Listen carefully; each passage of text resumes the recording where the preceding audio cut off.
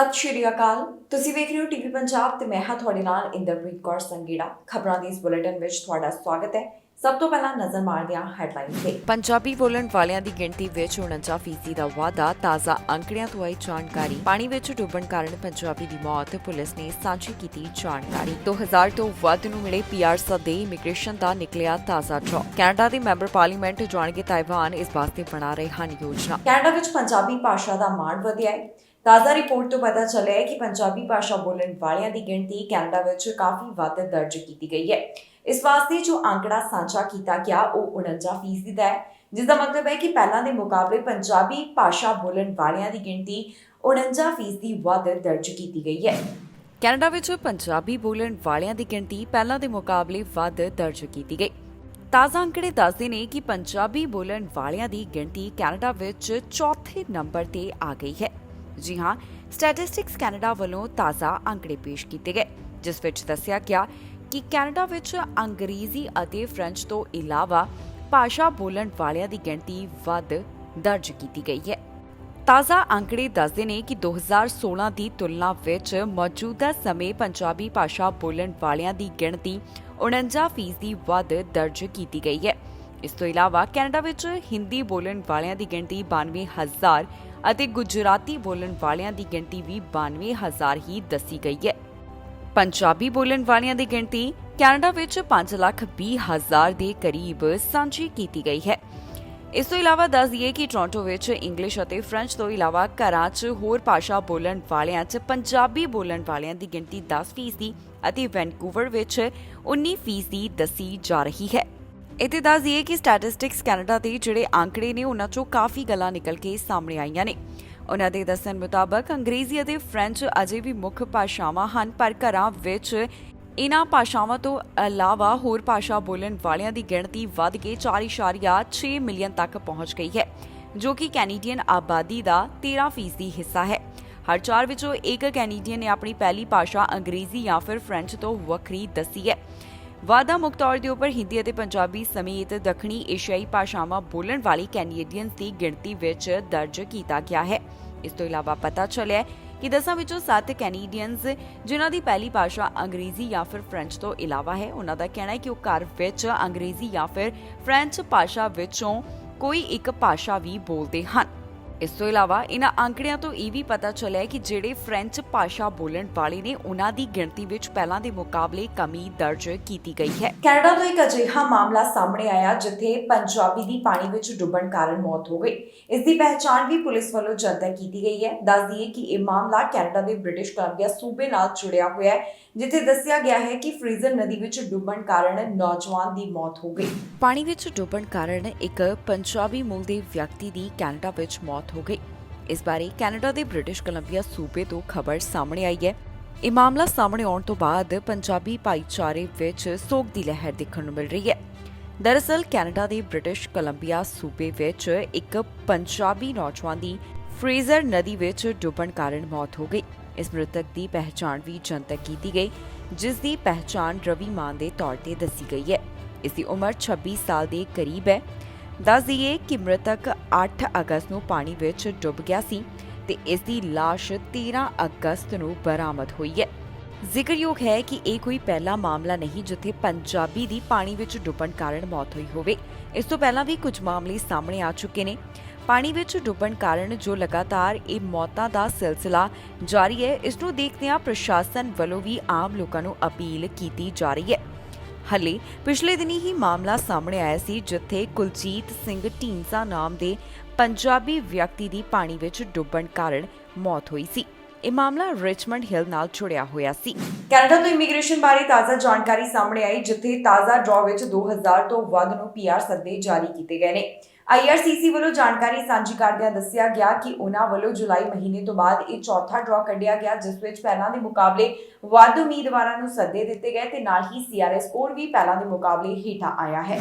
Canada ਵੱਲੋਂ ਇੱਕ ਵਾਰ ਫਿਰ ਤੋਂ ਇਮੀਗ੍ਰੇਸ਼ਨ ਦਾ ਵੱਡਾ ਡਰਾ ਕੱਢਿਆ ਗਿਆ ਹੈ। ਦੱਸ ਦਈਏ ਕਿ ਜੁਲਾਈ ਤੋਂ ਲੈ ਕੇ ਹੁਣ ਤੱਕ ਕੈਨੇਡਾ ਸਰਕਾਰ ਵੱਲੋਂ ਹੁਣ ਤੱਕ 4 ਵੱਡੇ ਐਕਸਪ੍ਰੈਸ ਐਂਟਰੀ ਡਰਾ ਐਲਾਨ ਕੀਤੇ ਜਾ ਚੁੱਕੇ ਹਨ। 6 ਜੁਲਾਈ ਤੋਂ ਐਕਸਪ੍ਰੈਸ ਐਂਟਰੀ ਦੇ ਡਰਾ ਦੁਬਾਰਾ ਕੱਢੇ ਜਾ ਰਹੇ ਹਨ। IRCC ਵੱਲੋਂ ਜਿਹੜਾ ਤਾਜ਼ਾ ਡਰਾ ਕੱਢਿਆ ਗਿਆ ਉਸ ਵਿੱਚ 2000 ਤੋਂ ਵੱਧ ਸੱਦੇ ਜਾਰੀ ਕੀਤੇ ਗਏ, 2250 ਉਮੀਦਵਾਰਾਂ ਦੀ ਕਿਸਮਤ ਜਾਗੀ ਹੈ ਤੇ ਉਹਨਾਂ ਨੂੰ ਘੱਟੋ ਘੱਟ 525 ਕੰਪਰੀਹੈਂਸਿਵ ਰੈਂਕਿੰਗ ਸਿਸਟਮ ਸਕੋਰਸ ਦੀ ਜ਼ਰੂਰਤ ਰਹੀ। ਜਾਣਕਾਰੀ ਮੁਤਾਬਕ ਇਸ ਡਰਾਅ ਵਿੱਚ ਕੈਨੇਡੀਅਨ ਐਕਸਪੀਰੀਅੰਸ ਕਲਾਸ ਅਤੇ ਫੈਡਰਲ ਸਕਿਲਡ ਵਰਕਰ ਪ੍ਰੋਗਰਾਮ ਰਾਹੀਂ ਸੱਦੇ ਜਾਰੀ ਕੀਤੇ ਗਏ ਨੇ। ਹੁਣ ਤੱਕ ਕੁੱਲ ਮਿਲਾ ਕੇ 7000 ਤੋਂ ਵੱਧ ਇਨਵੀਟੇਸ਼ਨ ਜਾਰੀ ਕੀਤੇ ਜਾ ਚੁੱਕੇ ਨੇ। 6 ਜੁਲਾਈ ਤੋਂ ਹੁਣ ਤੱਕ 7500 ਉਮੀਦਵਾਰਾਂ ਨੂੰ ਸੱਦੇ ਮਿਲ ਚੁੱਕੇ ਨੇ। ਪਿਛਲੇ ਡਰਾਅਸ ਦੇ ਮੁਕਾਬਲੇ ਇਸ ਵਾਰ ਜ਼ਿਆਦਾ ਉਮੀਦਵਾਰਾਂ ਦੀ ਕਿਸਮਤ ਜਾਗੀ ਹੈ ਤੇ ਨਾਲ ਹੀ ਇਹ ਵੀ ਵੇਖਣ ਵਿੱਚ ਆਇਆ ਕਿ ਪਹਿਲਾਂ ਦੇ ਮੁਕਾਬਲੇ CRS ਸਕੋਰ ਵੀ ਹੇਠਾਂ ਆਇਆ ਹੈ। 6 ਜੁਲਾਈ ਦੇ ਡਰਾਅ ਦੇ ਮੁਕਾਬਲੇ ਇਸ ਵਿੱਚ 33 ਅੰਕ ਦੀ ਗਿਰਾਵਟ ਦੇਖਣ ਨੂੰ ਮਿਲ ਰਹੀ ਹੈ ਤੇ 3 ਅਗਸਤ ਨੂੰ ਜਿਹੜਾ ਪਹਿਲਾ ਡਰਾਅ ਕੱਢਿਆ ਗਿਆ ਸੀ ਉਸ ਦੇ ਮੁਕਾਬਲੇ ਇਸ ਵਿੱਚ 8 ਪੁਆਇੰਟਸ ਦੀ ਗਿਰਾਵਟ ਦਰਜ ਕੀਤੀ ਗਈ। ਜ਼ਿਕਰਯੋਗ ਹੈ ਕਿ ਐਕਸਪ੍ਰੈਸ ਐਂਟਰੀ ਦੇ ਇਨ੍ਹਾਂ तमाम ਡਰਾਅਸ ਦੇ ਉੱਪਰ immigration refugees and citizenship Canada ਵੱਲੋਂ ਰੋਕ ਲਗਾ ਦਿੱਤੀ ਗਈ ਸੀ। ਕੋਰੋਨਾ ਵਾਇਰਸ ਦੇ ਹਾਲਾਤਾਂ ਨੂੰ ਧਿਆਨ ਵਿੱਚ ਰੱਖਦਿਆਂ ਹੀ IRCC ਵੱਲੋਂ ਇਹ ਫੈਸਲਾ ਲਿਆ ਗਿਆ। ਪਰ ਹੁਣ ਕਿਉਂਕਿ ਇਮੀਗ੍ਰੇਸ਼ਨ ਲੈਵਲਸ ਪਲਾਨ ਤਹਿਤ ਵੱਧ ਤੋਂ ਵੱਧ ਉਮੀਦਵਾਰਾਂ ਦੇ ਸਵਾਗਤ ਦਾ ਟਾਰਗੇਟ ਤੈਅ ਕੀਤਾ ਗਿਆ ਹੈ, ਉਸ ਨੂੰ ਪੂਰਾ ਕਰਨ ਲਈ ਵਿਭਾਗ ਕਾਫੀ ਗੰਭੀਰ ਨਜ਼ਰ ਆ ਰਿਹਾ ਹੈ। ਇਸ ਵਾਰ ਦੀ ਯੋਜਨਾ ਦੇ ਵਿੱਚ ਵੀ ਕਾਫੀ ਉਮੀਦਵਾਰਾਂ ਨੂੰ ਇਨ੍ਹਾਂ ਡਰਾਅ ਦੇ ਵਿੱਚ ਹੀ ਵੈਲਕਮ ਕੀਤਾ ਜਾਵੇਗਾ। ਜਾਣਕਾਰੀ ਮੁਤਾਬਕ 55900 PR ਇਨ੍ਹਾਂ ਪ੍ਰੋਗਰਾਮ ਦੇ ਰਾਹੀਂ ਹੋਣਗੇ ਤੇ 2024 ਤੱਕ ਇਹ ਅੰਕੜਾ 1,11,500 ਦਾ ਕਰ ਦਿੱਤਾ ਜਾਵੇਗਾ। ਇਸ ਦੇ ਨਾਲ ਹੀ ਇਮੀਗ੍ਰੇਸ਼ਨ ਮੰਤਰੀ ਵੀ ਸਮੇਂ-ਸਮੇਂ ਦੇ ਉੱਪਰ ਜਾਣਕਾਰੀ ਸਾਂਝੀ ਕਰ ਰਹੇ ਨੇ, ਜਿੱਥੇ ਉਹਨਾਂ ਵੱਲੋਂ ਦੱਸਿਆ ਜਾ ਰਿਹਾ ਹੈ ਕਿ ਕਿਸ ਤਰ੍ਹਾਂ ਦੇ ਕਦਮ ਚੁੱਕੇ ਜਾ ਰਹੇ ਨੇ ਤਾਂ ਕਿ ਇਮੀਗ੍ਰੇਸ਼ਨ ਵਿੱਚ ਸੁਧਾਰ ਲਿਆਂਦਾ ਜਾ ਸਕੇ। ਪਾਸਪੋਰਟ ਹਾਸਲ ਕਰਨ ਵਾਲਿਆਂ ਨੂੰ ਹੁਣ ਬਹੁਤੀ ਪਰੇਸ਼ਾਨੀ ਦਾ ਸਾਹਮਣਾ ਤੇ ਦੇਰੀ ਦਾ ਸਾਹਮਣਾ ਨਹੀਂ ਕਰਨਾ ਪਏਗਾ, ਕਿਉਂਕਿ ਤੁਹਾਡੇ ਘਰ ਦੇ ਨੇੜੇ ਹੀ ਹੁਣ ਤੁਹਾਨੂੰ ਪਾਸਪੋਰਟ ਪਿਕਅਪ ਫੈਸਿਲਿਟੀ ਦਿੱਤੀ ਜਾਏਗੀ। ਜੀ ਹਾਂ, ਫੈਡਰਲ ਸਰਕਾਰ ਵੱਲੋਂ ਜਾਣਕਾਰੀ ਦੇ ਦਿੱਤੀ ਗਈ ਹੈ ਕਿ ਕਈ ਥਾਵਾਂ ਦੇ ਉੱਪਰ ਉਹਨਾਂ ਵੱਲੋਂ ਪਿਕਅਪ ਸਰਵਿਸ ਦਿੱਤੀ ਜਾ ਰਹੀ ਹੈ। 4 ਥਾਵਾਂ ਦਾ ਉਹਨਾਂ ਵੱਲੋਂ ਜ਼ਿਕਰ ਕੀਤਾ ਗਿਆ, ਜਿਹੜੀਆਂ 4 ਨਵੀਆਂ ਥਾਵਾਂ ਦੇ ਉੱਪਰ ਪਿਕਅਪ ਦੀ ਫੈਸਿਲਿਟੀ ਦਿੱਤੀ ਜਾਵੇਗੀ। ਪਾਸਪੋਰਟ ਹਾਸਲ ਕਰਨ ਵਾਲਿਆਂ ਨੂੰ ਜੋ ਪਰੇਸ਼ਾਨੀ ਦਾ ਸਾਹਮਣਾ ਕਰਨਾ ਪੈ ਰਿਹਾ ਹੈ, ਇਸ ਨੂੰ ਲੈ ਕੇ ਫੈਡਰਲ ਸਰਕਾਰ ਹੁਣ ਐਕਸ਼ਨ ਵਿੱਚ ਹੈ। ਟਰੂਡੋ ਸਰਕਾਰ ਵੱਲੋਂ ਤਾਜ਼ਾ ਜਾਣਕਾਰੀ ਸਾਂਝੀ ਕਰਦਿਆਂ ਦੱਸ ਦਿੱਤਾ ਗਿਆ ਹੈ ਕਿ ਉਹਨਾਂ ਵੱਲੋਂ 4 ਹੋਰ ਸ਼ਹਿਰਾਂ ਵਿੱਚ ਪਾਸਪੋਰਟ ਪਿਕਅਪ ਸਰਵਿਸ ਦਿੱਤੀ ਜਾਵੇਗੀ। ਜੀ ਹਾਂ, ਪਾਸਪੋਰਟ ਦਫ਼ਤਰਾਂ ਦੇ ਅੱਗੇ ਕਈ ਮਹੀਨਿਆਂ ਤੋਂ ਲਾਈਨਾਂ ਲੱਗੀਆਂ ਹੋਈਆਂ ਦਿਖਾਈ ਦੇ ਰਹੀਆਂ ਨੇ। ਪਾਸਪੋਰਟ ਹਾਸਲ ਕਰਨ ਵਾਲਿਆਂ ਨੂੰ ਕਾਫੀ ਪਰੇਸ਼ਾਨੀ ਦਾ ਸਾਹਮਣਾ ਕਰਨਾ ਪੈ ਰਿਹਾ ਹੈ ਤੇ ਵੱਡੇ ਬੈਕਲੌਗ ਨੂੰ ਧਿਆਨ ਵਿੱਚ ਰੱਖਦਿਆਂ ਹੁਣ ਫੈਡਰਲ ਸਰਕਾਰ ਨੇ ਫੈਸਲਾ ਕੀਤਾ ਹੈ ਕਿ 4 ਨਵੀਆਂ ਪਾਸਪੋਰਟ ਲੋਕੇਸ਼ਨਸ ਤੇ ਪਿਕਅਪ ਸਰਵਿਸ ਪ੍ਰਦਾਨ ਕੀਤੀ ਜਾਵੇਗੀ। ਉਹਨਾਂ ਵੱਲੋਂ ਇਸ ਸੰਬੰਧੀ ਯੋਜਨਾ ਤਿਆਰ ਕਰ ਲਈ ਗਈ ਹੈ। ਨਵੀਂ ਪਿਕਅਪ ਸਰਵਿਸ ਕਿਊਬਿਕ ਦੇ ਟਰੋਆ ਰਿਵੇਰੇ, ਓਨਟਾਰੀਓ ਦੇ ਸੌ ਸੇਂਟ ਮੈਰੀ, PEI ਦੇ ਸ਼ਾਰਲਟਟਾਊਨ ਅਤੇ ਐਲਬਰਟਾ ਦੇ ਰੈੱਡ ਡੀਅਰ ਵਿੱਚ ਇਹ ਸੇਵਾਵਾਂ ਦਿੱਤੀਆਂ ਜਾਣਗੀਆਂ।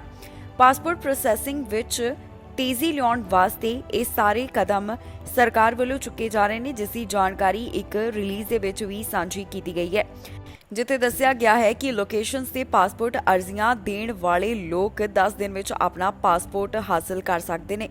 ਜਾਣਕਾਰੀ ਮੁਤਾਬਕ ਫੈਡਰਲ ਸਰਕਾਰ ਹਰ ਕੈਨੇਡੀਅਨ ਨੂੰ ਉਸਦੇ 50 ਕਿਲੋਮੀਟਰ ਦੇ ਦਾਇਰੇ ਦੇ ਅੰਦਰ ਪਾਸਪੋਰਟ ਸੇਵਾ ਪ੍ਰਦਾਨ ਕਰਨ ਦੇ ਮਕਸਦ ਨਾਲ ਅਜਿਹੀਆਂ 9 ਜਾਂ ਫਿਰ 10 ਲੋਕੇਸ਼ਨਸ ਸ਼ੁਰੂ ਕਰਨ ਦੀ ਯੋਜਨਾ ਬਣਾ ਰਹੀ ਹੈ, ਜਿੱਥੇ 10 ਦਿਨਾਂ ਦੇ ਅੰਦਰ ਹੀ ਪਾਸਪੋਰਟ ਪਿਕ ਕੀਤਾ ਜਾ ਸਕੇ। ਇਸ ਸਭ ਨੂੰ ਲੈ ਕੇ ਮੰਤਰੀ ਵੱਲੋਂ ਵੀ ਆਪਣੇ ਵਿਚਾਰ ਸਾਂਝੇ ਕੀਤੇ ਗਏ ਨੇ। ਦੱਸ ਦਈਏ ਕਿ ਪਿਛਲੇ ਕਈ ਮਹੀਨਿਆਂ ਤੋਂ ਕੈਨੇਡਾ ਦੇ ਪਾਸਪੋਰਟ ਦਫ਼ਤਰਾਂ ਦੇ ਅੱਗੇ ਲੰਬੀਆਂ ਲਾਈਨਾਂ ਲੱਗੀਆਂ ਹੋਈਆਂ ਦਿਖਾਈ ਦੇ ਰਹੀਆਂ ਨੇ। ਪਾਸਪੋਰਟ ਬਣਵਾਉਣ ਜਾਂ ਫਿਰ ਰੀਨਿਊ ਕਰਵਾਉਣ ਵਾਲਿਆਂ ਨੂੰ ਕਾਫੀ ਸਮਾਂ ਲੱਗ ਰਿਹਾ ਹੈ। ਅਜਿਹੇ ਵਿੱਚ ਪ੍ਰਧਾਨ ਮੰਤਰੀ ਜਸਟਿਨ ਟਰੂਡੋ ਵੱਲੋਂ ਵੀ ਕਿਹਾ ਗਿਆ ਸੀ ਕਿ ਉਹਨਾਂ ਵੱਲੋਂ ਇਹ ਸਭ ਸਵੀਕਾਰ ਨਹੀਂ ਕੀਤਾ ਜਾਵੇਗਾ। ਕਈ ਥਾਵਾਂ ਤੇ ਤਾਂ ਸਥਿਤੀ ਕੁਝ ਇਸ ਤਰ੍ਹਾਂ ਦੀ ਬਣੀ ਹੋਈ ਸੀ ਜਿੱਥੇ ਲੋਕ ਪਹਿਲਾਂ ਹੀ ਆ ਕੇ ਲਾਈਨਾਂ ਵਿੱਚ ਲੱਗ ਜਾਂਦੇ ਸਨ। ਪਾਸਪੋਰਟ ਅਰਜ਼ੀਆਂ ਪ੍ਰੋਸੈਸ ਕਰਨ ਵਾਲੇ ਅਦਾਰੇ ਸਰਵਿਸ ਕੈਨੇਡਾ ਨੇ ਇਸ ਸਾਲ ਦੇ ਸ਼ੁਰੂ ਵਿੱਚ ਹੀ ਇਹ ਗੱਲ ਕਹੀ ਸੀ ਕਿ ਅੰਤਰਰਾਸ਼ਟਰੀ ਯਾਤਰਾ ਮੁੜ ਸ਼ੁਰੂ ਹੋਣ ਤੋਂ ਬਾਅਦ ਅਰਜ਼ੀਆਂ ਵਿੱਚ ਵਾਧਾ ਦਰਜ ਕੀਤਾ ਜਾ ਸਕਦਾ ਹੈ ਤੇ ਅਜਿਹਾ ਹੀ ਦੇਖਣ ਨੂੰ ਮਿਲਿਆ, ਜਿੱਥੇ ਸਰਕਾਰ ਵੱਲੋਂ ਹੁਣ ਤਾਜ਼ਾ ਅੰਕੜੇ ਵੀ ਪੇਸ਼ ਕੀਤੇ ਗਏ, ਜਿੱਥੇ ਦੱਸਿਆ ਗਿਆ ਕਿ 1 ਅਪ੍ਰੈਲ ਤੋਂ ਸਰਵਿਸ ਕੈਨੇਡਾ ਨੂੰ 10,92,560 ਅਰਜ਼ੀਆਂ ਦਿੱਤੀਆਂ ਗਈਆਂ ਅਤੇ ਇਸ ਸਮੇਂ ਦੌਰਾਨ 7,48,784 ਪਾਸਪੋਰਟ ਜਾਰੀ ਕਰ ਦਿੱਤੇ ਗਏ ਨੇ। ਓਨਟਾਰੀਓ ਸੂਬੇ ਤੋਂ ਡੇ ਕੇਅਰ ਪ੍ਰੋਗਰਾਮ ਬਾਰੇ ਜਾਣਕਾਰੀ ਸਾਹਮਣੇ ਆਈ, ਜਿੱਥੇ ਦੱਸਿਆ ਗਿਆ ਹੈ ਕਿ ਇਸ ਵਾਸਤੇ ਜੋ ਡੈਡਲਾਈਨ ਤੈਅ ਕੀਤੀ ਗਈ ਸੀ ਉਸ ਨੂੰ ਅੱਗੇ ਵਧਾਇਆ ਗਿਆ। ਪਿਛਲੇ ਦਿਨੀ ਵੀ ਓਨਟਾਰੀਓ ਸੂਬੇ ਤੋਂ ਇਸ ਬਾਰੇ ਜਾਣਕਾਰੀ ਸਾਹਮਣੇ ਆਈ ਸੀ ਤੇ ਹੁਣ ਤਾਜ਼ਾ ਅਪਡੇਟ ਦਿੱਤੀ ਗਈ ਹੈ। ਓਨਟਾਰੀਓ ਤੋਂ ਡੇ ਕੇਅਰ ਪ੍ਰੋਗਰਾਮ ਦੇ ਬਾਰੇ ਤਾਜ਼ਾ ਜਾਣਕਾਰੀ ਸਾਹਮਣੇ ਆ ਰਹੀ ਹੈ, ਜਿੱਥੇ ਦੱਸਿਆ ਗਿਆ ਹੈ ਕਿ ਇਸ ਡੇ ਚਾਈਲਡ ਕੇਅਰ ਪ੍ਰੋਗਰਾਮ ਵਾਸਤੇ ਜਿਹੜੀ ਤਾਰੀਖ ਹੈ ਉਸ ਦੀ ਡੈਡਲਾਈਨ ਨੂੰ ਅੱਗੇ ਵਧਾਇਆ ਗਿਆ। ਹੁਣ ਇਸ ਨੂੰ ਵਧਾ ਕੇ 1 ਨਵੰਬਰ ਤੱਕ ਕਰ ਦਿੱਤਾ ਗਿਆ, ਜਿਸ ਦੀ ਜਾਣਕਾਰੀ ਓਨਟਾਰੀਓ ਸਰਕਾਰ ਵੱਲੋਂ ਸਾਂਝੀ ਕੀਤੀ ਗਈ ਹੈ। ਇਸ ਮੌਕੇ ਤੇ ਹੋਰ ਕਿਹੜੀਆਂ ਗੱਲਾਂ ਦਾ ਜ਼ਿਕਰ ਕੀਤਾ ਗਿਆ, ਇਸ ਬਾਰੇ ਕੀ ਡਿਟੇਲ ਸਾਹਮਣੇ ਆ ਰਹੀ ਹੈ, ਤੁਹਾਨੂੰ ਸੁਣਾਉਂਦੇ ਹਾਂ ਉਹਨਾਂ ਦੀ ਹੀ ਜ਼ੁਬਾਨੀ। I guess the differences in approach in how we provide care.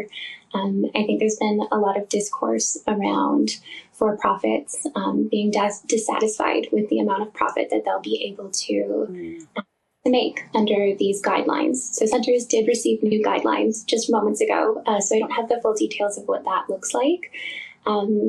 But I think the reason why nonprofit centers and for-profit centers are seeing this in different ways is just the approach to how we approach care, where nonprofit centers are really centralizing how we support children and how we support families. Thinking of here in Toronto, where childcare is the most expensive in the entire country, that in opting into this deal, a family with an infant, for instance, in Toronto, their family could see $4,000 in rebates. And that's incredible when we're thinking of folks living in Toronto. Like, that's a significant amount of money.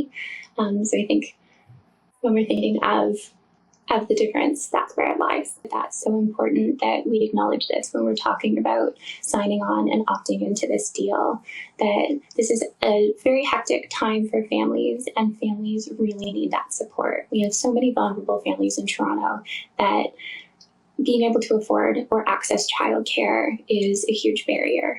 And again, that's why nonprofit childcare centers are really thinking critically about how we can truly support families and children, and opting into this deal is one of those things. We value children and families as our community members in our early learning community, and we want what's best for them along with what's best for our workforce, so early childhood educators and childcare workers. Highway ਉੱਪਰ ਹਾਦਸਾ ਵਾਪਰਿਆ, ਜਿਸ ਵਿੱਚ ਇੱਕ ਦੀ ਹਾਲਤ ਗੰਭੀਰ ਬਣੀ ਹੋਈ ਹੈ। ਫਿਲਹਾਲ ਪੀੜਤ ਦੀ ਪਹਿਚਾਣ ਤਾਂ ਜਨਤਕ ਨਹੀਂ ਕੀਤੀ ਗਈ। ਇਹ ਜ਼ਰੂਰ ਦੱਸਿਆ ਜਾ ਰਿਹਾ ਹੈ ਕਿ ਉਸ ਦਾ ਹਸਪਤਾਲ ਵਿੱਚ ਇਲਾਜ ਚੱਲ ਰਿਹਾ ਹੈ। ਹਾਈਵੇ 401 ਦੇ ਉੱਪਰ ਹਾਦਸਾ ਵਾਪਰਿਆ, ਜਿਸ ਦੀ ਜਾਣਕਾਰੀ ਪੁਲਿਸ ਵੱਲੋਂ ਦਿੱਤੀ ਗਈ ਹੈ। ਦੱਸਿਆ ਜਾ ਰਿਹਾ ਹੈ ਕਿ ਇੱਥੇ ਮੋਟਰਸਾਈਕਲਿਸਟ ਗੰਭੀਰ ਰੂਪ ਵਿੱਚ ਜ਼ਖਮੀ ਹੋਇਆ। ਇਹ ਮਾਮਲਾ ਸਕਾਰਬਰੋ ਦੇ ਨਾਲ ਜੁੜਿਆ ਹੋਇਆ ਹੈ, ਜਿਸ ਬਾਰੇ ਅਧਿਕਾਰੀਆਂ ਨੇ ਜਾਣਕਾਰੀ ਸਾਂਝੀ ਕੀਤੀ। ਇਸ ਬਾਰੇ ਓਨਟਾਰੀਓ ਪੁਲਿਸ ਵੱਲੋਂ ਜਾਣਕਾਰੀ ਸਾਂਝੀ ਕੀਤੀ ਗਈ। ਉਹਨਾਂ ਨੇ ਟਵਿੱਟਰ ਉੱਪਰ ਵੀ ਇਸ ਦੀ ਅਪਡੇਟ ਦਿੱਤੀ ਹੈ, ਜਿੱਥੇ ਦੱਸਿਆ ਗਿਆ ਕਿ ਜਿਹੜਾ ਹਾਦਸਾ ਹਾਈਵੇ 401 ਦੇ ਉੱਪਰ ਵਾਪਰਿਆ ਹੈ, ਉਸ ਵਿੱਚ ਇੱਕ ਮੋਟਰਸਾਈਕਲਿਸਟ ਗੰਭੀਰ ਰੂਪ ਵਿੱਚ ਜ਼ਖਮੀ ਹੋਇਆ ਹੈ।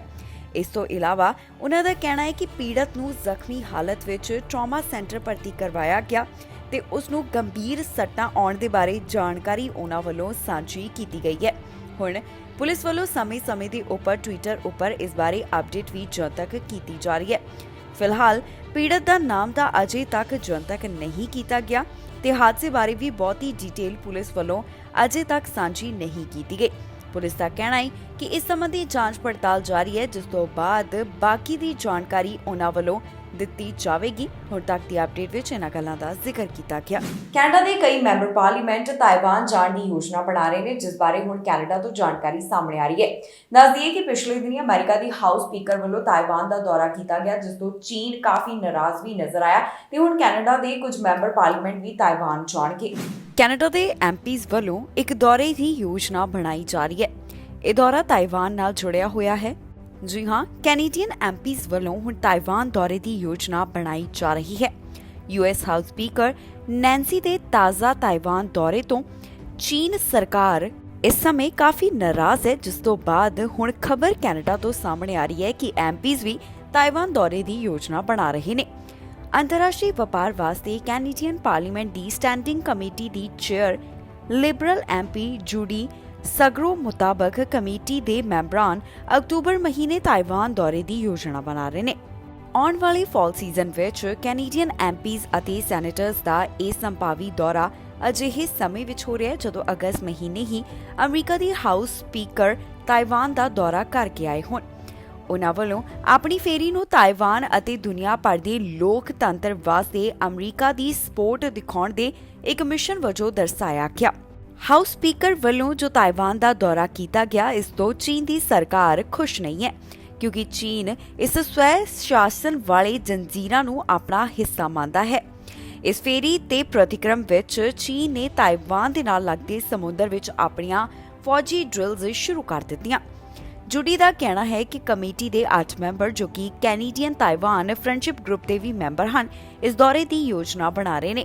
ਵਪਾਰਕ ਕਮੇਟੀ ਤਾਈਵਾਨ ਜਾਣ ਅਤੇ ਇਹ ਦੇਖਣ ਵਾਸਤੇ ਬਹੁਤ ਉਤਸ਼ਾਹਿਤ ਹੈ ਕਿ ਦੋਵੇਂ ਦੇਸ਼ਾਂ ਵਿਚਕਾਰ ਡੂੰਘੇ ਵਪਾਰਕ ਸੰਬੰਧਾਂ ਵਾਸਤੇ ਕਿਹੜੇ ਮੌਕੇ ਹਨ। ਇਸ ਤੋਂ ਇਲਾਵਾ ਦੱਸਿਆ ਗਿਆ ਕਿ ਹਾਊਸ ਸਪੀਕਰ ਦੀ ਯਾਤਰਾ ਤੋਂ ਬਾਅਦ ਅੰਤਰਰਾਸ਼ਟਰੀ ਸੰਬੰਧਾਂ ਤੇ ਮਹੱਤਵਪੂਰਨ ਤਣਾਅ ਨੂੰ ਸਵੀਕਾਰ ਕੀਤਾ। ਜੂਡੀ ਦਾ ਕਹਿਣਾ ਹੈ ਕਿ ਇਸ ਦੌਰੇ ਦੀ ਯੋਜਨਾ ਪਿਛਲੇ ਸਪ੍ਰਿੰਗ ਸੀਜ਼ਨ ਦੌਰਾਨ ਸ਼ੁਰੂ ਹੋਈ ਸੀ। ਉਨ੍ਹਾਂ ਕਿਹਾ ਕਿ ਇਹ ਫੇਰੀ ਹੁੰਦੀ ਹੈ ਜਾਂ ਨਹੀਂ, ਇਹ ਤਾਈਵਾਨ ਦੇ ਕੋਵਿਡ-19 ਪ੍ਰੋਟੋਕੋਲ ਦੇ ਭਵਿੱਖ ਤੇ ਨਿਰਭਰ ਕਰਦਾ ਹੈ। ਇਸ ਤੋਂ ਇਲਾਵਾ ਉਹ ਕਹਿੰਦੇ ਨੇ ਕਿ ਮੇਰਾ ਮੰਨਣਾ ਹੈ ਕਿ ਚੀਨ ਤਾਈਵਾਨ ਨੂੰ ਡਰਾਉਣਾ ਚਾਹੁੰਦਾ ਹੈ ਤੇ ਅਸਿੱਧੇ ਤਰੀਕੇ ਨਾਲ ਸਾਨੂੰ ਸਾਰਿਆਂ ਨੂੰ ਇਸ ਝੂਠੇ ਆਧਾਰ ਤੇ ਡਰਾਉਣਾ ਚਾਹੁੰਦਾ ਹੈ ਕਿ ਤਾਈਵਾਨ ਚੀਨ ਦਾ ਹੀ ਹਿੱਸਾ ਹੈ। ਕੈਨੇਡਾ ਵਿੱਚ ਅੰਗਰੇਜ਼ੀ ਤੇ ਫ੍ਰੈਂਚ ਭਾਸ਼ਾ ਤੋਂ ਇਲਾਵਾ ਭਾਸ਼ਾ ਬੋਲਣ ਵਾਲਿਆਂ ਦੀ ਗਿਣਤੀ ਵੱਧ ਦਰਜ ਕੀਤੀ ਗਈ ਹੈ। ਸਟੈਟਿਸਟਿਕਸ ਕੈਨੇਡਾ ਵੱਲੋਂ ਇਸ ਬਾਰੇ ਤਾਜ਼ਾ ਅੰਕੜੇ ਪੇਸ਼ ਕੀਤੇ ਗਏ, ਜਿਸ ਤੋਂ ਪਤਾ ਚੱਲਿਆ ਕਿ ਕੈਨੇਡਾ ਵਿੱਚ ਮੁੱਖ ਭਾਸ਼ਾ ਅੰਗਰੇਜ਼ੀ ਫ੍ਰੈਂਚ ਤਾਂ ਹੈ ਹੀ, ਪਰ ਇਸ ਤੋਂ ਇਲਾਵਾ ਬਾਕੀ ਭਾਸ਼ਾਵਾਂ ਜਿਹੜੀਆਂ ਨੇ ਉਹਨਾਂ ਨੂੰ ਬੋਲਣ ਵਾਲਿਆਂ ਦੀ ਗਿਣਤੀ ਵੱਧ ਦਰਜ ਕੀਤੀ ਗਈ ਹੈ। ਇਸ ਤੋਂ ਇਲਾਵਾ ਇਹ ਵੀ ਪਤਾ ਚੱਲਿਆ ਕਿ ਫ੍ਰੈਂਚ ਭਾਸ਼ਾ ਬੋਲਣ ਵਾਲਿਆਂ ਦਾ ਅੰਕੜਾ ਪਹਿਲਾਂ ਦੇ ਮੁਕਾਬਲੇ ਘਟਦਾ ਹੋਇਆ ਦਿਖਾਈ ਦੇ ਰਿਹਾ ਹੈ। ਕੈਨੇਡਾ ਵਿੱਚ ਅੰਗਰੇਜ਼ੀ ਅਤੇ ਫ੍ਰੈਂਚ ਤੋਂ ਇਲਾਵਾ ਹੋਰ ਭਾਸ਼ਾ ਬੋਲਣ ਵਾਲਿਆਂ ਦੀ ਗਿਣਤੀ ਵਿੱਚ ਰਿਕਾਰਡ ਵਾਧਾ ਦਰਜ ਕੀਤਾ ਗਿਆ। ਸਟੈਟਿਸਟਿਕਸ ਕੈਨੇਡਾ ਵੱਲੋਂ ਤਾਜ਼ਾ ਅੰਕੜੇ ਪੇਸ਼ ਕੀਤੇ ਗਏ, ਜਿਸ ਵਿੱਚ ਉਹਨਾਂ ਨੇ ਇਸ ਸੰਬੰਧੀ ਸਾਰੀ ਜਾਣਕਾਰੀ ਸਾਂਝੀ ਕੀਤੀ ਗਈ ਹੈ। ਦਰਅਸਲ ਇਹ ਰਿਪੋਰਟ ਬੁੱਧਵਾਰ ਨੂੰ ਪੇਸ਼ ਕੀਤੀ ਗਈ, ਜਿਸ ਵਿੱਚ ਦੱਸਿਆ ਗਿਆ ਕਿ 2021 ਵਿੱਚ ਮੁੱਖ ਤੌਰ ਤੇ ਅੰਗਰੇਜ਼ੀ ਜਾਂ ਫਿਰ ਫ੍ਰੈਂਚ ਤੋਂ ਇਲਾਵਾ ਕੋਈ ਹੋਰ ਪਹਿਲੀ ਭਾਸ਼ਾ ਬੋਲਣ ਵਾਲੇ ਕੈਨੇਡੀਅਨਸ ਦੀ ਗਿਣਤੀ ਰਿਕਾਰਡ ਪੱਧਰ ਤੇ ਪਹੁੰਚ ਗਈ ਹੈ। ਸਟੈਟਿਸਟਿਕਸ ਕੈਨੇਡਾ ਮੁਤਾਬਕ ਅੰਗਰੇਜ਼ੀ ਅਤੇ ਫ੍ਰੈਂਚ ਅਜੇ ਵੀ ਮੁੱਖ ਭਾਸ਼ਾ ਹਨ, ਪਰ ਘਰਾਂ ਵਿੱਚ ਇਹਨਾਂ ਭਾਸ਼ਾਵਾਂ ਤੋਂ ਵੱਖਰੀ ਭਾਸ਼ਾ ਬੋਲਣ ਵਾਲਿਆਂ ਦੀ ਗਿਣਤੀ ਵੱਧ ਕੇ 4.6 ਮਿਲੀਅਨ ਹੋ ਗਈ ਹੈ, ਜੋ ਕਿ ਕੈਨੇਡੀਅਨ ਆਬਾਦੀ ਦਾ ਤਕਰੀਬਨ 13% ਹਿੱਸਾ ਹੈ।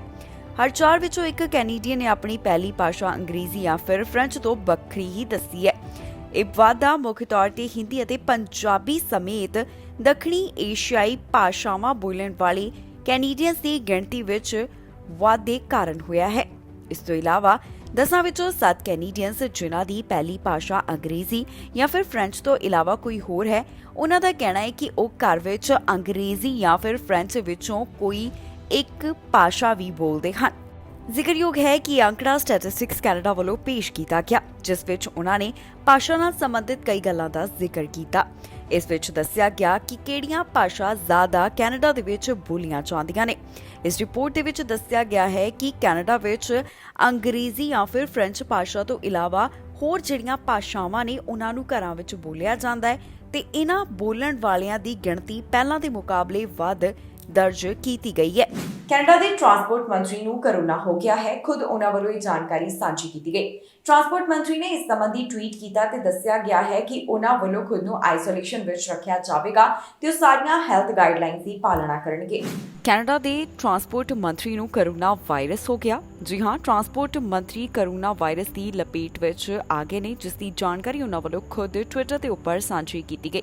ਟਵਿੱਟਰ ਦੇ ਉੱਪਰ ਟਵੀਟ ਕਰਦਿਆਂ ਟਰਾਂਸਪੋਰਟ ਮੰਤਰੀ ਵੱਲੋਂ ਦੱਸਿਆ ਗਿਆ ਕਿ ਉਹਨਾਂ ਵੱਲੋਂ ਸਾਰੀਆਂ ਪਬਲਿਕ ਹੈਲਥ ਗਾਈਡਲਾਈਨਸ ਮੰਨੀਆਂ ਜਾਣਗੀਆਂ ਤੇ ਉਹ ਖੁਦ ਨੂੰ ਇਕਾਂਤਵਾਸ ਕਰ ਰਹੇ ਨੇ ਤੇ ਨਾਲ ਹੀ ਉਹਨਾਂ ਦਾ ਕਹਿਣਾ ਹੈ ਕਿ ਮੇਰੇ ਵੱਲੋਂ ਵੈਕਸੀਨ ਹਾਸਲ ਕੀਤੇ ਗਏ ਨੇ। ਇਸ ਵਾਸਤੇ ਮੈਂ ਸ਼ੁਕਰਗੁਜ਼ਾਰ ਹਾਂ ਕਿਉਂਕਿ ਕੋਰੋਨਾ ਦੇ ਇਹ ਟੀਕੇ ਲਗਵਾਉਣ ਕਾਰਨ ਕੋਰੋਨਾ ਵਾਇਰਸ ਦੇ ਹਲਕੇ ਲੱਛਣ ਹੀ ਮਹਿਸੂਸ ਹੋ ਰਹੇ ਨੇ। ਦੱਸ ਦਈਏ ਕਿ ਇਸ ਤੋਂ ਪਹਿਲਾਂ ਅਮਰੀਕਾ ਦੇ ਕਈ ਵੱਡੇ ਲੀਡਰਸ ਵੀ ਕੋਰੋਨਾ ਵਾਇਰਸ ਦੀ ਲਪੇਟ ਵਿੱਚ ਆ ਚੁੱਕੇ ਨੇ ਤੇ ਹੁਣ ਕੈਨੇਡਾ ਤੋਂ ਖਬਰ ਸਾਹਮਣੇ ਆਈ ਹੈ, ਜਿੱਥੇ ਟਰਾਂਸਪੋਰਟ ਮੰਤਰੀ ਦੀ ਕੋਰੋਨਾ ਰਿਪੋਰਟ ਪੋਜ਼ਿਟਿਵ ਆਈ। ਇੱਥੇ ਇੱਕ ਹੋਰ ਜਾਣਕਾਰੀ ਦੇ ਦਈਏ ਕਿ ਕਿਊਬੈਕ ਦੇ ਪ੍ਰੀਮੀਅਰ ਵੱਲੋਂ ਐਲਾਨ ਕਰ ਦਿੱਤਾ ਗਿਆ ਹੈ ਕਿ ਨਵੇਂ ਕੋਰੋਨਾ ਵਾਇਰਸ ਦੀਆਂ ਪਾਬੰਦੀਆਂ ਨਹੀਂ ਲਗਾਈਆਂ ਜਾਣਗੀਆਂ। ਇਸ ਸੰਬੰਧੀ ਉਹਨਾਂ ਵੱਲੋਂ ਬੂਸਟਰ ਦੇ ਉੱਪਰ ਜ਼ੋਰ ਦਿੱਤਾ ਗਿਆ। ਕੀ ਕਹਿਣਾ ਹੈ ਉਹਨਾਂ ਦਾ, ਆਓ ਤੁਹਾਨੂੰ ਸੁਣਾਉਂਦੇ ਹਾਂ। Today, vaccination campaign. It's quite simple to know when you have to go. If you had your last vaccine 5 months or more ago, you have to get a new one if you want to be protected. And it's important that you get this new vaccine for 3 reasons. First, for yourself. Second, for vulnerable people around you. And thirdly, to help the healthcare workers It's important. They had a tough 2 years, so they need your help. So please get your new dose. Thank you. ਪਾਣੀ ਉੱਪਰ ਤੈਰਦਾ ਹੋਇਆ ਨਸ਼ਾ ਮਿਲਿਆ ਜੋ ਕਿ ਅਧਿਕਾਰੀਆਂ ਵੱਲੋਂ ਬਰਾਮਦ ਕੀਤਾ ਗਿਆ। ਦੱਸਿਆ ਜਾ ਰਿਹਾ ਕਿ 70 ਪਾਉਂਡ ਤੋਂ ਵੱਧ ਦੀ ਸਸਪੈਕਟਡ ਕੋਕੇਨ ਉਹਨਾਂ ਦੇ ਹੱਥ ਲੱਗੀ ਹੈ ਜੋ ਕਿ ਸਮੁੰਦਰ ਦੇ ਪਾਣੀ ਦੇ ਉੱਪਰ ਤੈਰ ਰਹੀ ਸੀ। ਸਮੁੰਦਰ ਵਿੱਚ ਨਸ਼ਾ ਤੈਰ ਰਿਹਾ ਸੀ ਤੇ ਇਹ ਨਸ਼ਾ ਅਧਿਕਾਰੀਆਂ ਦੇ ਹੱਥ ਲੱਗਾ ਹੈ। ਫਲੋਰੀਡਾ ਸ਼ੈਰਿਫ ਡਿਪਟੀਜ਼ ਵੱਲੋਂ ਜਾਣਕਾਰੀ ਸਾਂਝੀ ਕਰਦਿਆਂ ਦੱਸਿਆ ਗਿਆ ਕਿ ਉਹਨਾਂ ਵੱਲੋਂ 70 ਪਾਉਂਡ ਸਸਪੈਕਟਡ ਕੋਕੇਨ ਬਰਾਮਦ ਕੀਤੀ ਗਈ। ਇਹ ਨਸ਼ਾ ਪਾਣੀ ਵਿੱਚ ਤੈਰ ਰਿਹਾ ਸੀ। ਇਸ ਤੋਂ ਪਹਿਲਾਂ ਵੀ ਅਧਿਕਾਰੀਆਂ ਵੱਲੋਂ ਨਸ਼ਾ ਮਿਲਣ ਦੇ ਬਾਰੇ ਜਾਣਕਾਰੀ ਸਾਂਝੀ ਕੀਤੀ ਗਈ। ਕੋਸਟ ਗਾਰਡ ਵੱਲੋਂ ਦੱਸਿਆ ਗਿਆ ਕਿ ਉਹਨਾਂ ਨੂੰ ਇਸ ਨਸ਼ੇ ਦੇ ਬਾਰੇ ਜਾਣਕਾਰੀ 2:30 ਦੇ ਕਰੀਬ ਮਿਲੀ, ਜਿਸ ਤੋਂ ਬਾਅਦ ਉਹਨਾਂ ਨੇ ਕਾਉਂਟੀ ਸ਼ੈਰਿਫ ਦੇ ਆਫਿਸ ਨੂੰ ਇਸ ਬਾਰੇ ਜਾਣਕਾਰੀ ਦਿੱਤੀ। ਜਦੋਂ ਡਿਪਟੀਜ਼ ਇੱਥੇ ਪਹੁੰਚੇ ਤਾਂ ਉਹਨਾਂ ਨੇ ਦੇਖਿਆ ਕਿ ਪਾਣੀ ਵਿੱਚ ਹਰੇ ਰੰਗ ਦੇ ਕੁਝ ਪੈਕੇਟ ਤੈਰ ਰਹੇ ਸਨ। ਇਹ 2 ਦਰਜਨ ਦੇ ਕਰੀਬ ਛੋਟੇ ਪੈਕੇਟ ਦੱਸੇ ਗਏ ਜਿਨ੍ਹਾਂ ਉੱਪਰ 100% ਲਿਖਿਆ ਗਿਆ ਸੀ। ਜਿਸ ਵੇਲੇ ਆਫੀਸਰਸ ਨੂੰ ਇੱਥੇ ਇਹ ਪੈਕੇਟ ਮਿਲੇ ਤਾਂ ਇਹਨਾਂ ਨੂੰ US ਬਾਰਡਰ ਪੈਟਰੋਲ ਦੇ ਹਵਾਲੇ ਕਰ ਦਿੱਤਾ ਗਿਆ। ਬਾਅਦ ਵਿੱਚ ਜਾਂਚ ਕਰਨ ਤੇ ਪਤਾ ਚੱਲਿਆ ਕਿ ਇਸ ਵਿੱਚ ਨਸ਼ਾ ਸੀ। ਅਧਿਕਾਰੀਆਂ ਵੱਲੋਂ ਸਾਂਝੀ ਕੀਤੀ ਗਈ ਜਾਣਕਾਰੀ ਮੁਤਾਬਕ ਉਹਨਾਂ ਵੱਲੋਂ 55 ਪਾਉਂਡ ਸਸਪੈਕਟਡ ਕੋਕੇਨ ਬਰਾਮਦ ਕੀਤੀ ਗਈ ਹੈ। ਸ਼ੈਰਿਫ ਡਿਪਟੀਜ਼ ਵੱਲੋਂ ਦੱਸਿਆ ਗਿਆ ਕਿ ਇਹਨਾਂ 25 ਪੈਕੇਟਸ ਦੇ ਉੱਪਰ XXX ਲਿਖਿਆ ਗਿਆ ਸੀ। ਫਿਲਹਾਲ ਇਸ ਦੇ ਸੰਬੰਧ ਵਿੱਚ ਵਧੇਰੇ ਜਾਂਚ ਪੜਤਾਲ ਕੀਤੀ ਜਾ ਰਹੀ ਹੈ, ਜਿਸ ਤੋਂ ਬਾਅਦ ਬਾਕੀ ਦੀ ਜਾਣਕਾਰੀ ਦਿੱਤੀ ਜਾਵੇਗੀ। ਹੁਣ ਤੱਕ ਦੀ ਅਪਡੇਟ ਵਿੱਚ ਅਧਿਕਾਰੀਆਂ ਵੱਲੋਂ ਇਹਨਾਂ तमाम ਗੱਲਾਂ ਦਾ ਹੀ ਜ਼ਿਕਰ ਕੀਤਾ ਗਿਆ ਹੈ। ਵਿਸ਼ਵ ਸਿਹਤ ਸੰਗਠਨ ਵੱਲੋਂ ਕੋਰੋਨਾ ਵਾਇਰਸ ਨੂੰ ਲੈ ਕੇ ਚਿੰਤਾ ਦਾ ਪ੍ਰਗਟਾਵਾ ਕੀਤਾ ਗਿਆ। ਉਹਨਾਂ ਦਾ ਕਹਿਣਾ ਹੈ ਕਿ ਪਹਿਲਾਂ ਦੇ ਮੁਕਾਬਲੇ ਕੇਸਿਸ ਵੱਖ-ਵੱਖ ਦੇਸ਼ਾਂ ਵਿੱਚ ਵਧ ਰਹੇ ਨੇ ਤੇ ਇੱਕ ਹਫ਼ਤੇ ਵਿੱਚ ਹੀ 15,000 ਤੋਂ ਵੱਧ ਮੌਤਾਂ ਕੋਰੋਨਾ ਵਾਇਰਸ ਕਾਰਨ ਹੋ ਗਈਆਂ। ਹੁਣ ਵਿਸ਼ਵ ਸਿਹਤ ਸੰਗਠਨ ਵੱਲੋਂ ਕੀ ਤਾਜ਼ਾ ਜਾਣਕਾਰੀ ਦਿੱਤੀ ਗਈ ਤੁਹਾਨੂੰ ਇਸ ਖਬਰ ਵਿੱਚ ਦੱਸਾਂਗੇ। ਵਿਸ਼ਵ ਸਿਹਤ ਸੰਗਠਨ ਵੱਲੋਂ ਕੋਰੋਨਾ ਵਾਇਰਸ ਨੂੰ ਲੈ ਕੇ ਫਿਕਰ ਦਾ ਪ੍ਰਗਟਾਵਾ ਕੀਤਾ ਗਿਆ। ਵਿਸ਼ਵ ਸਿਹਤ ਸੰਗਠਨ ਦਾ ਕਹਿਣਾ ਹੈ ਕਿ ਅਸੀਂ ਇਸ ਤਰ੍ਹਾਂ ਨਹੀਂ ਰਹਿ ਸਕਦੇ ਕਿ ਹਫ਼ਤੇ ਵਿੱਚ ਕੋਰੋਨਾ ਵਾਇਰਸ ਕਾਰਨ 15,000 ਮੌਤਾਂ ਹੋਣ। ਉਹਨਾਂ ਵੱਲੋਂ ਕੋਰੋਨਾ ਵਾਇਰਸ ਦੇ ਹੋ ਰਹੇ ਪਸਾਰ ਨੂੰ ਲੈ ਕੇ ਜ਼ਿਕਰ ਕੀਤਾ ਗਿਆ ਤੇ ਨਾਲ ਹੀ ਆਪਣੀ ਫਿਕਰ ਦਾ ਪ੍ਰਗਟਾਵਾ ਵੀ ਕੀਤਾ ਗਿਆ ਹੈ। ਦੱਸ ਦਈਏ ਕਿ ਹੁਣ ਵਿਸ਼ਵ ਵਿੱਚ ਪਹਿਲਾਂ ਦੇ ਮੁਕਾਬਲੇ ਕੋਰੋਨਾ ਵਾਇਰਸ ਦੇ ਮਾਮਲੇ ਵੱਧ ਦਰਜ ਕੀਤੇ ਜਾ ਰਹੇ ਨੇ। ਵਿਸ਼ਵ ਸਿਹਤ ਸੰਗਠਨ ਵੱਲੋਂ ਸਾਂਝੀ ਕੀਤੀ ਗਈ ਜਾਣਕਾਰੀ ਮੁਤਾਬਕ ਪਿਛਲੇ ਕੁਝ ਹਫ਼ਤਿਆਂ ਵਿੱਚ ਦੇਖਣ ਨੂੰ ਆਇਆ ਹੈ ਕਿ 35% ਕੋਰੋਨਾ ਵਾਇਰਸ ਦੇ ਮਾਮਲੇ ਵੱਧ ਦਰਜ ਕੀਤੇ ਜਾ ਰਹੇ ਹਨ। ਪਿਛਲੇ ਹਫ਼ਤੇ ਵਿੱਚ ਹੀ 15,000 ਲੋਕਾਂ ਦੀ ਕੋਰੋਨਾ ਵਾਇਰਸ ਕਾਰਨ ਮੌਤ ਹੋ ਗਈ ਹੈ, ਜਿਸ ਨੂੰ ਲੈ ਕੇ WHO ਦੇ ਡਾਇਰੈਕਟਰ ਵੱਲੋਂ ਜਾਣਕਾਰੀ ਸਾਂਝੀ ਕੀਤੀ ਗਈ। Over the past 4 weeks, reported deaths globally have increased by 35%. Just in the past week, 15,000 people around the world lost their lives to COVID-19. 15,000 deaths a week is completely unacceptable. When we have all the tools to prevent infections and save lives, we're all tired of this virus and tired of the pandemic. But the virus is not tired of us. Omicron remains the dominant variant, with the BA.5 subvariant representing more than 90% of sequences shared in the last month. However, the number of sequences shared per week has fallen by 90% since the beginning of this year, and the number of countries sharing sequences has dropped by 75%, making it so much harder to understand how the virus might be changing. With colder weather approaching in the Northern Hemisphere, and people spending more time indoors, the risks for more intense transmission and hospitalization will only increase in the coming months, not only for COVID-19, but for other diseases including influenza. But none of us is helpless. Please get vaccinated if you are not, and if you need a booster, get one. ਇਸ ਦੇ ਨਾਲ ਹੀ ਜਾਂਦੇ ਇੱਕ ਵਾਰ ਫਿਰ ਤੋਂ ਨਜ਼ਰ ਮਾਰਦੇ ਹਾਂ ਹੈਡਲਾਈਨਸ ਤੇ। ਪੰਜਾਬੀ ਬੋਲਣ ਵਾਲਿਆਂ ਦੀ ਗਿਣਤੀ ਵਿੱਚ 49% ਦਾ ਵਾਧਾ। ਤਾਜ਼ਾ ਅੰਕੜਿਆਂ ਤੋਂ ਆਈ ਜਾਣਕਾਰੀ। ਪਾਣੀ ਵਿੱਚ ਡੁੱਬਣ ਕਾਰਨ ਪੰਜਾਬੀ ਦੀ ਮੌਤ, ਪੁਲਿਸ ਨੇ ਸਾਂਝੀ ਕੀਤੀ ਜਾਣਕਾਰੀ। 2000 ਤੋਂ ਵੱਧ ਨੂੰ ਮਿਲੇ PRs ਦੇ ਇਮੀਗ੍ਰੇਸ਼ਨ ਦਾ ਨਿਕਲਿਆ ਤਾਜ਼ਾ ਡਰਾ। ਕੈਨੇਡਾ ਦੇ ਮੈਂਬਰ ਪਾਰਲੀਮੈਂਟ ਜਾਣਗੇ ਤਾਈਵਾਨ, ਇਸ ਵਾਸਤੇ ਬਣਾ ਰਹੇ ਹਨ ਯੋਜਨਾ। ਖਬਰਾਂ ਦੇ ਇਸ ਬੁਲੇਟਿਨ ਵਿੱਚ ਇੰਨਾ ਹੀ। ਫਿਲਹਾਲ ਮੈਨੂੰ ਇੰਦਰਪ੍ਰੀਤ ਕੌਰ ਸੰਗੇੜਾ ਨੂੰ ਦਿਓ ਇਜਾਜ਼ਤ ਤੇ ਤੁਸੀਂ ਵੇਖਦੇ ਰਹੋ TV ਪੰਜਾਬ।